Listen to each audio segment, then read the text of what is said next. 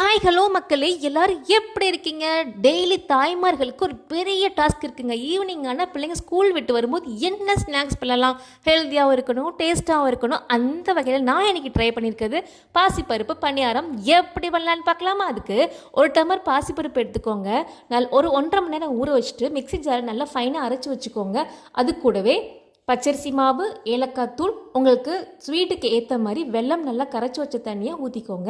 இதை நல்லா கலந்து விட்டுட்டு அடுப்பில் பேன் வச்சு ஆயில் ஊற்றி காஞ்சதுக்கப்புறம் ஸ்பூன் எடுத்து சின்ன சின்னதாக நம்ம பணியாரம் ஊற்றிக்கலாம். இது சிம்மில் வச்சு நல்லா ஒரு 5 மினிட்ஸ் நல்லா வேக வச்சுருங்க. திருப்பி போட்டு வேக வச்சுருங்க. அவ்வளோதாங்க, சூப்பராக எவ்வளோ புஸ்ஸுன்னு ரெடியாக இருக்குது பார்த்தீங்களா? நம்ம இதில் எந்த ஆப்போ சோடாவோ பேக்கிங் பவுடர் எதுவுமே சேர்க்கல. சூப்பராக ரெடி ஆயிரும். நீங்களும் உங்கள் குழந்தைங்களுக்கு ட்ரை பண்ணுங்கள். சூப்பராக விரும்பி சாப்பிடுவாங்க. கமெண்ட் பண்ணுங்கள். தேங்க்ஸ் ஃபார் வாட்சிங் மக்களே. அடுத்த ஹெல்தி ரெசிபியில் சந்திக்கலாம். தேங்க்யூ.